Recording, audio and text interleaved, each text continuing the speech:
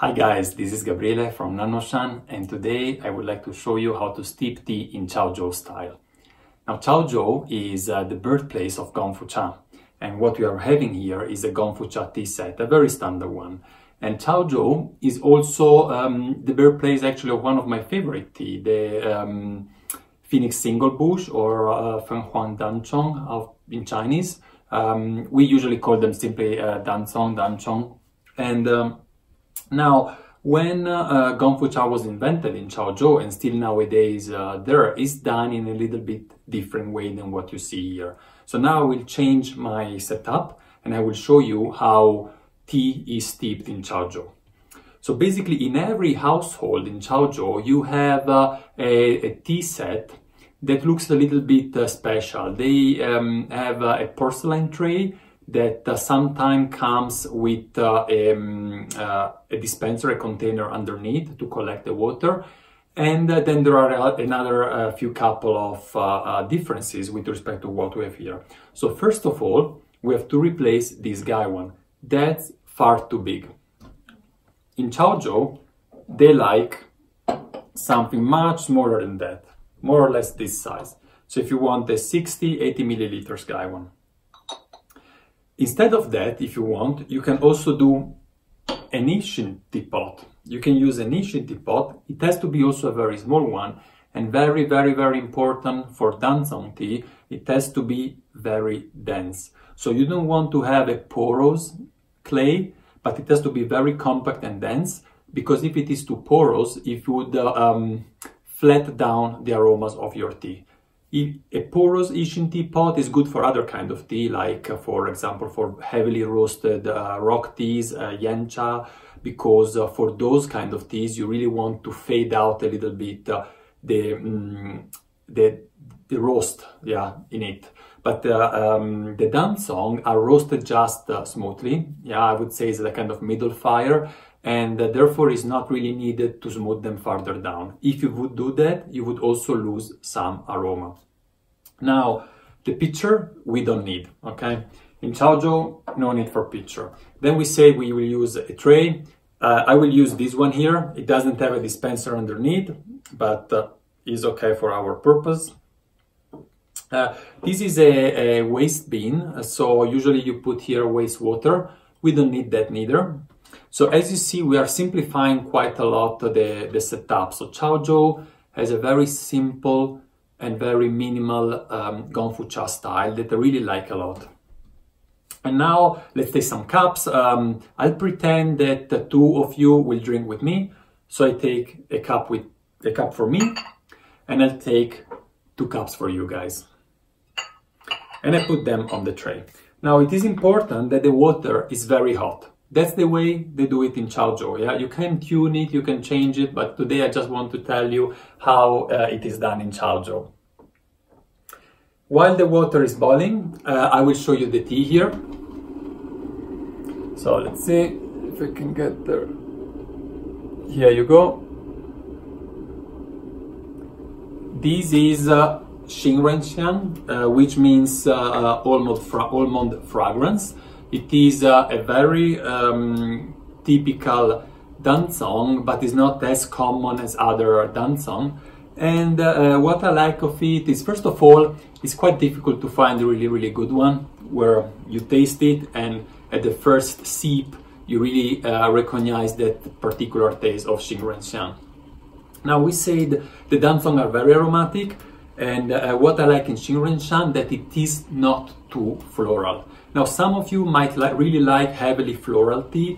As for me, if it is too floral, too much bouquet, is simply too much, right? And so I would prefer to go for a tea that is a little bit more nutty, still extremely aromatic. If I have to mention one tea that is the most complex and has the most diversity in aromas, then I would mention Danzong. And maybe some pu'er as a matter of complexity, but it's hard to beat, let's say. And on top of that, Xingrenxiang, so we say Xingren, it means almond. It has this kind of almond taste that you recognize, you know, when you eat the almond without peeling them, so you have the sweetness of the white almond and also that kind of bitter taste of the skin of the almond combined together. Well, this is what is this Xingren. It has a sweetness and at the same time this kind of savory bitter taste that is never overwhelming. Just, I like it very much. So say that we put the tea in the Yixing. And as you will see, we put quite a lot of it. They tend to fill almost all the pot. Now, if it is smaller than this, let's say 60 milliliters teapot, you would really fill it all. Now I would say I have filled it for more than half. Yeah, it's like 3/4 is filled with leaves. You see now that in my lotus, there are much less leaves than before. All right, now the water is ready and we can start. The first thing we do is I'll use my left hand. I'm left-handed and I'm much better with left hand than with right hand. Here we go. So it's a very, very quick rinse. Just to warm up the cup, warm up the teapot. And here we go.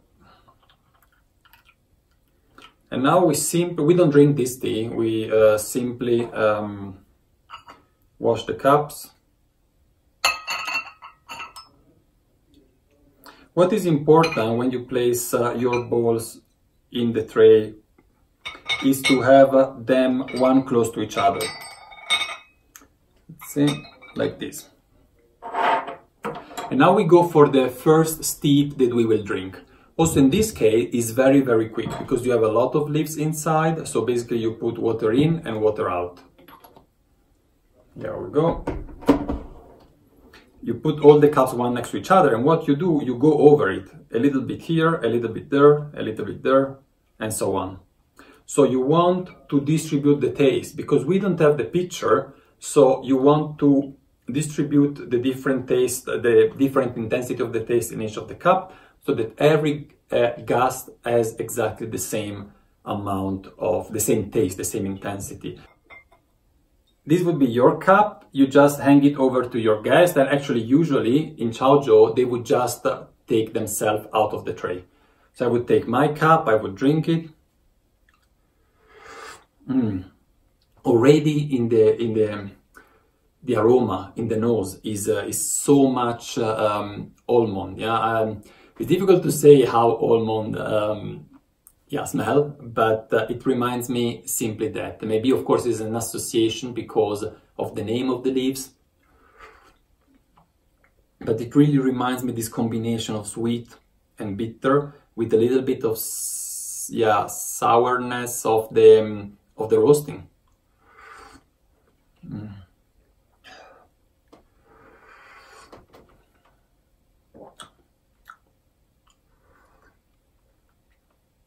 All right, I'll pretend that you have already drunk your tea. So when you drank your tea, what you would do, you would simply put your bowl back into the tray.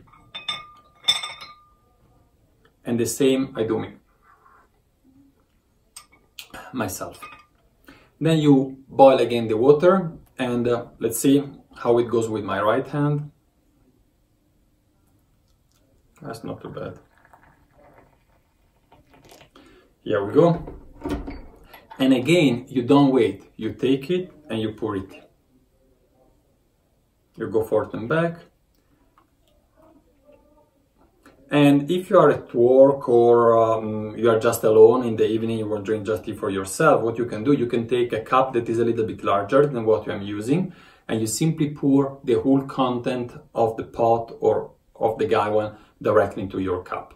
So it's very easy, very straightforward. Yeah, water in, water out, and that's it. If you have just a further tip, if you have another tray, a small tray for your pot, you would even pour hot water on top of it. just to even warm the pot from the outside so that it's extremely hot. You don't have to fear that it gets too bitter. You can control that by steeping it very, very quickly. So that's how Chaozhou style Gongfu Cha works. I hope you enjoyed this video, and if this is the case, please click on the like button below, and if you'd like to see more videos, just click on the small guy one that is on this corner of the video, or on the other side, I don't remember, and press on it and you can subscribe our channel, and we will be notified when we will publish more video. Thank you very much, enjoy your tea moment, and see you next time. Bye bye.